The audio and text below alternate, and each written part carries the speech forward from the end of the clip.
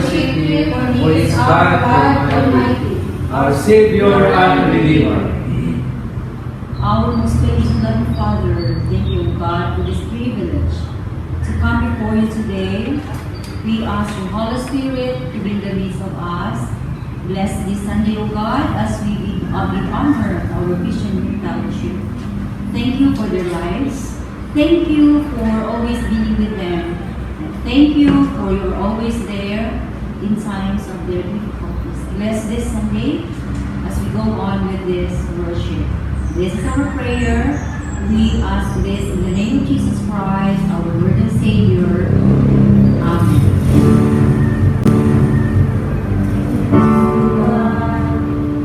To God be the glory, great things He hath done. So lovely the world that He gave us His Son.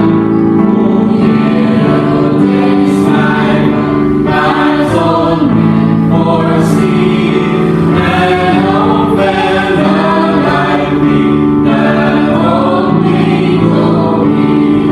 Praise the Lord, praise the Lord, let the earth hear His voice. Praise the Lord, let the people rejoice. Oh, come to the Father through Jesus the Son, and give Him the glory, great things He has done. Oh, perfect redemption, the purchase of blood, to every believer, the promise of God, the mightiest offender who truly believes, the moment from Jesus the pardon receives. Praise the Lord, let the earth hear His voice. Praise the Lord, let the people rejoice.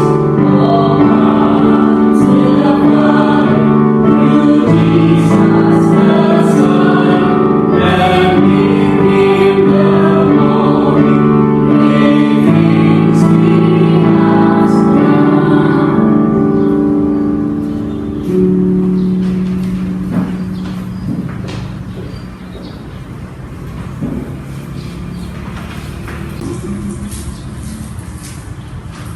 Therefore, confess your sins to one another, and pray for one another, that you may be healed. The prayer of righteous person has great power as it is working. Confess our sins. He is faithful and just to forgive us our sins, and cleanse us from all unrighteousness.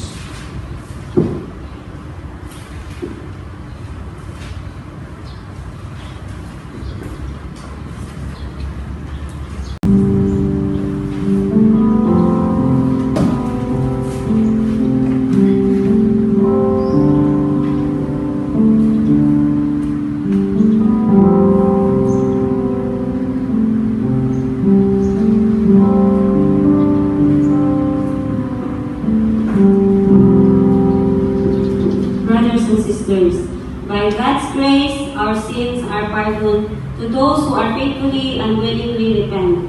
Ephesians chapter 2, verse 8, hanggang sa 10. Okay. Manindog ta atong ibasa ang kalinaw ug sa Dios. This is the day that the Lord has made.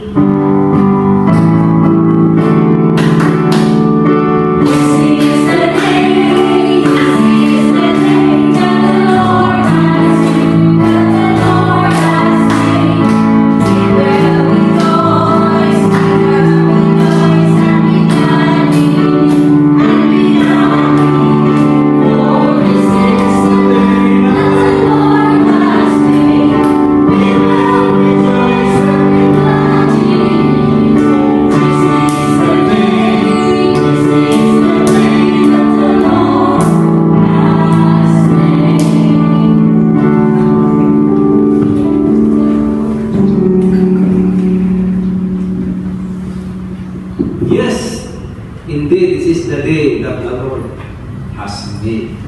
O nahing kabuntago mga igsoon, atong pasalamatan ang Ginoo nga ato ang adlaw karon, adlaw Domingo, itagaan o emphasis ang ato ang mga kabataan, no? Kay karon ang CYF Sunday. O salamat sa kinabuhi sa mga bataon nga nitahan diha siyang ministry. Ato pong madayon sa atong concern, mao ang ato ang paghuman sa pagsimba, ato na tayo gamay-gamay nga salo, aron sa paghuyog nato sa mga batanon. O ato pong ipadayon ang ato ang daily prayer na mahitabo karong Wednesday, kung ato pong itimbaya ang adlaw na tawahan ni Mr. Juan de la Cruz, uban po ang wedding anniversary ni Mr. and Mrs. Paika. Daghang salamat kung maayong lutang kanato.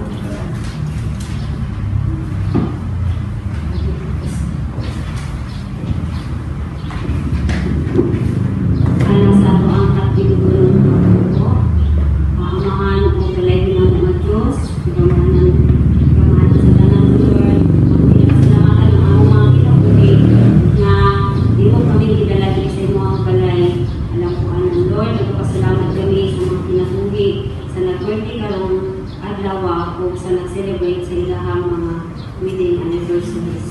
Katagan mo sila sa mga katuligan ka mga nga makaselebrate. Bukan kami mo Lord. Ay among ginaampo Lord ang kaayuhan sa mga among mga masakito na membro nga nasa kanila sa ilang recovery sa ilahang good health. Among ginaampo sa mga youth na dasigon nga nagapangalagad o nagapamuhat diri sa imuhang simbahan o Lord.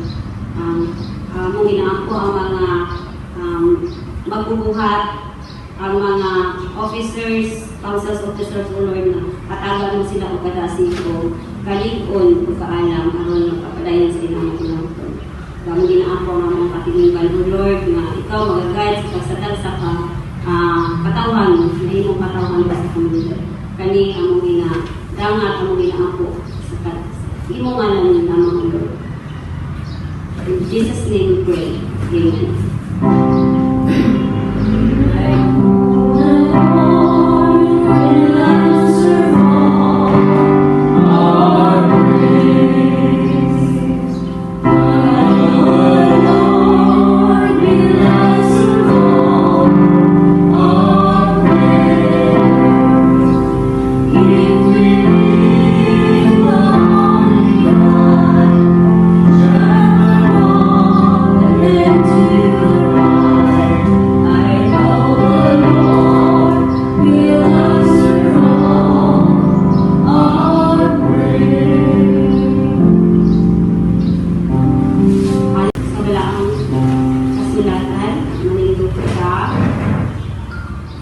Isa tong adunay mga Biblia to ubanan ninyo ako sa pagbasa diha sa Book of Ecclesiastes chapter 12 verse 1.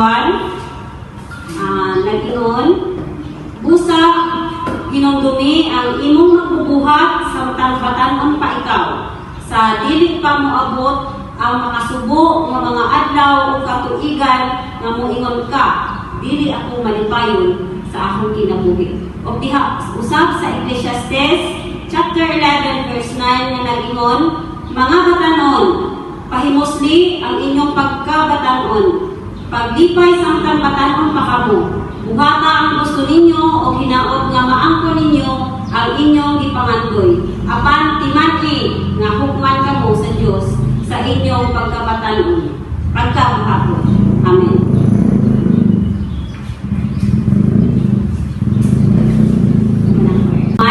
Maayong Domingo ka natong tanan. Good to see you again. No? Karon nagasaulog kita sa adlaw sa mga batanon sa CYF Sunday. No? To God be the glory, ubay-ubay ang atong mga batanon nga nilang karon. No? In Ecclesiastes 12 verse 1 ang nag-ingon, ni King Solomon advises the children to remember their Creator, no? In the days of their youth and to honor Him while they are still young. He told them and they have no pressure in those days. There is a sense of urgency for we do not know how soon or how difficult days to come. Wala ta kabalo kung ano sa ang mga panahon nga makasusubok kanato. No need to delay our response of the call. Dili nato ulaton nga sa puhon pa nato pag-response sa ihang pagtawag kanato. Si King Solomon exhortation comes in two important phrases. Na duha ka exhortation sa phrases ni King Solomon nga nag-ingon. Number 1, to remember our Creator means to recognize and acknowledge and accept His Lordship over all His creation. O ang ikaduha, nag-ingon, to remember our Creator in the days of our youth means we need to seek God early in our lives. In Genesis, we see the foundation of creation by God who made the heavens and earth, and in the sixth day made man. It is very clear in Genesis 1 verse 27 that the Creator is God, our Heavenly Father who brings something out of nothing. According to some writers, human being is the crown of God's creation, the highest entity of all His creation. God endowed human beings intellect and the power to reason. God grants us the ability to choose. We all acknowledge that when we choose to give God our life, He works that for our best because He loves us and wants what is best for us. God set a pattern in life of fruitfulness within His creation. His creative work continues to this day. If we give our lives to God, mga batanon, with more time to live than less, we will end up in a more blessed life. To remember our Creator is not limited to mental exercise only. It is much more than keeping God in your memory. It deals with how you regard God and how you respond to Him. Engaging ourselves to Him with the consideration which His being our Creator lay us under and pay Him the honor and glory. Ikaduha, to remember our Creator in the days of our youth means we need to seek God early in our lives.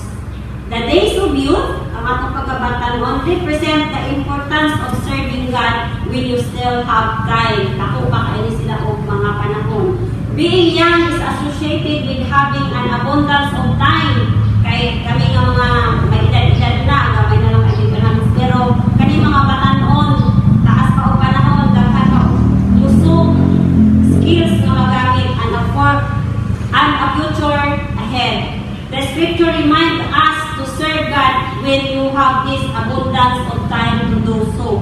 Karon ang panahon, kay taas pa ang higayon. Your younger days are the best to start serving God and getting your relationship with God strengthened by reading His Word. Unahon pinato pagpangita ang Ginoo. Prayer, witnessing, and serving Him whenever there is a need. To truly seek God, you need to firstly have an encounter with the Creator. The days of the youth signify strength and vigor. During this time, as a young person, you are energetic, lively, healthy, and fit, growing, vibrant, and quite often willing to take rest. Hindi sila, wala na sila gaano, pag gusto nila, gusto yun nila, o na mga time nila, mga magamit ng diya sa Ginoo nga po ang mga iyas. This characteristic can be a blessing, but can be a curse if not applied wisely. Kani atong mga hiyas, dili ko blessing lang kung dili kung di nato ni ma-apply sa tama, mahimo siya curse, no? And God blessed young people with the strength and energy to serve God and did mighty things. For God and their youth, example, sila Joseph, Samuel, si David, Joshua, mga batan, sila nga nagpagamit nila sa Ginoo.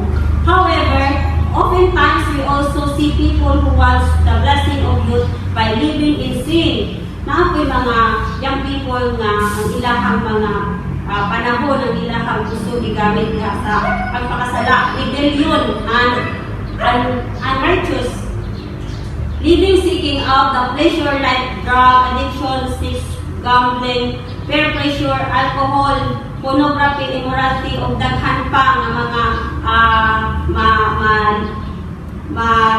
makaliging ato ang mga batanon that surely leads to the destruction of life.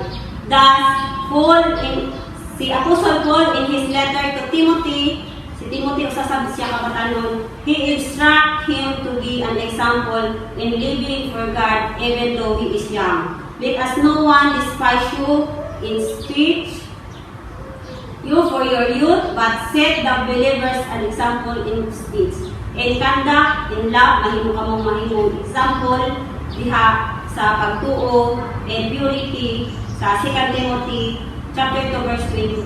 Instead of seeking out pleasure of this world, we are called to rather pursue righteousness, faith, love, and peace, along with those who call on the Lord from a pure heart.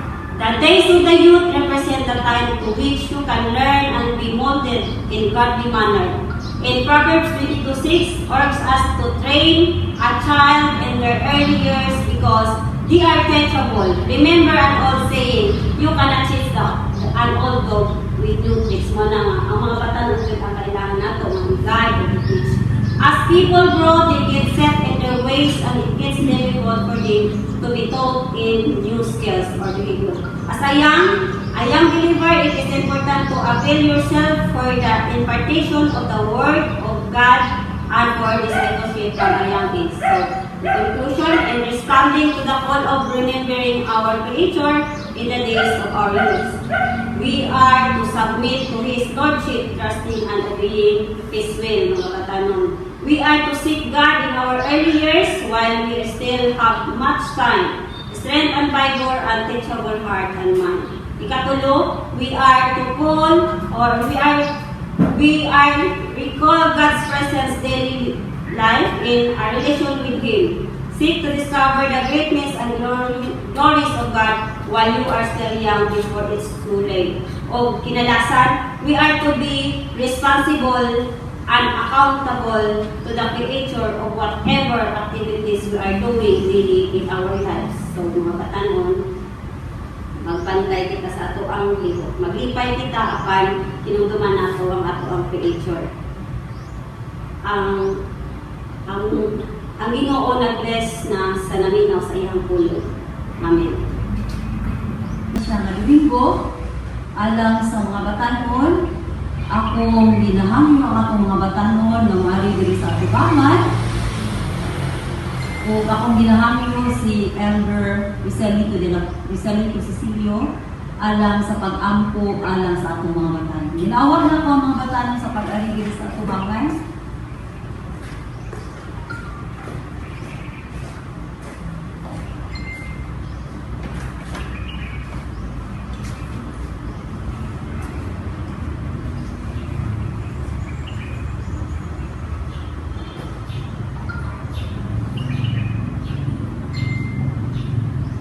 Diyos na mga pamirihan sa lahat, Diyos na sa aming buhay, mula pa nung unang panahon ng sa pagkakas. Salamat sa pagkakataon po na celebration at pagkilala sa mga kabataan na pag-asa ng Iglesia, pag-asa ng bayan, at pag-asa ng lahat sa darating na panahon. Dalangin namin Panginoong Diyos ang kanilang mga buhay, naway ang kanilang mga gawain, ang kanilang mga pag-isip, ang kanilang damdamin ay sumusunod sa iyong kagustuhan at naayon sa iyong kasulatan. Naway ang mga kanilang gawain, mga CYF, kanilang leadership, kanilang mga activities na Siya nga Domingo, alang sa mga batanon, akong ginahangin ang akong mga batanon na maari diri sa atibangan. O akong ginahangin mo si Elder Iselito Cecilio alang sa pag-ampo, alang sa atong mga batanon. Ginawag na ko ang mga batanon sa pag-aligid sa atong bangay.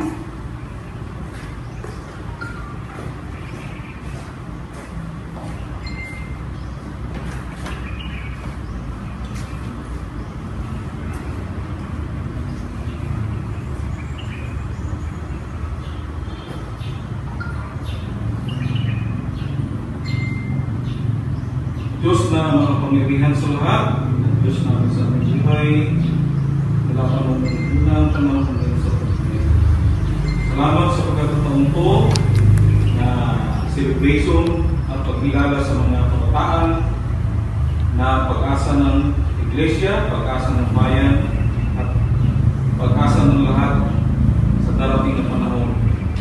Dalangin namin, Panginoong Diyos, ang kanilang mga buhay, naway ang kanilang mga gawain, ang kanilang mga pag-isip, ang kanilang damdamin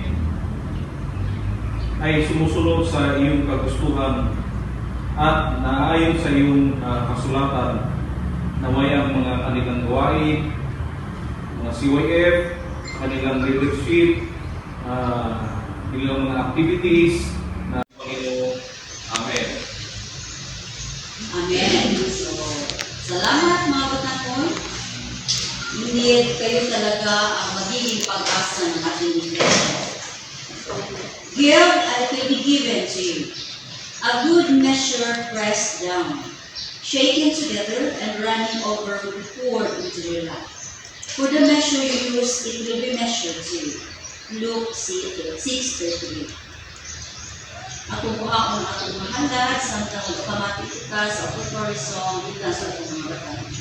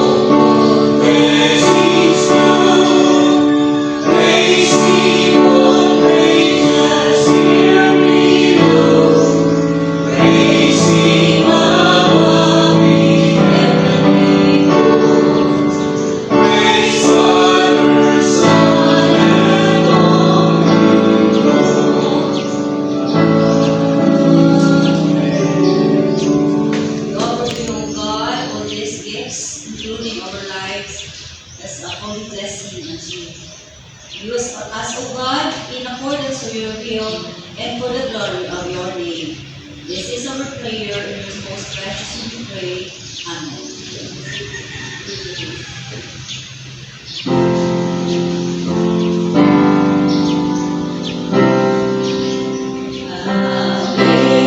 Amazing grace, how sweet the sound was lost, but now I'm found. Was blind, but now I see.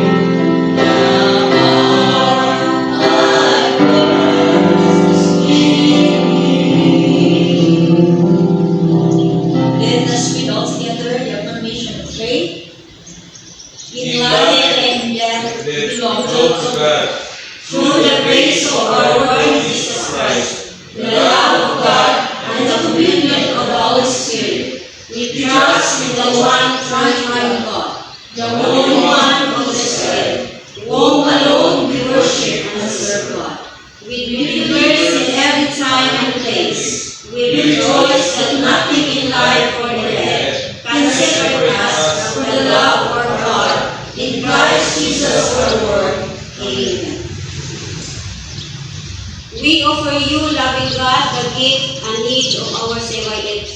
Bless them with your guiding grace as they face the challenges and opportunities in their lives. Touch their hearts with the gentleness of your love, that they may know they are valued and valuable beings. Let us depart in the peace and in love and in charity with our neighbors. May we be joined together in the common goal of service to our God and our country. Let us drive safely and carefully to our homes. May God's blessings be with us all. Amen.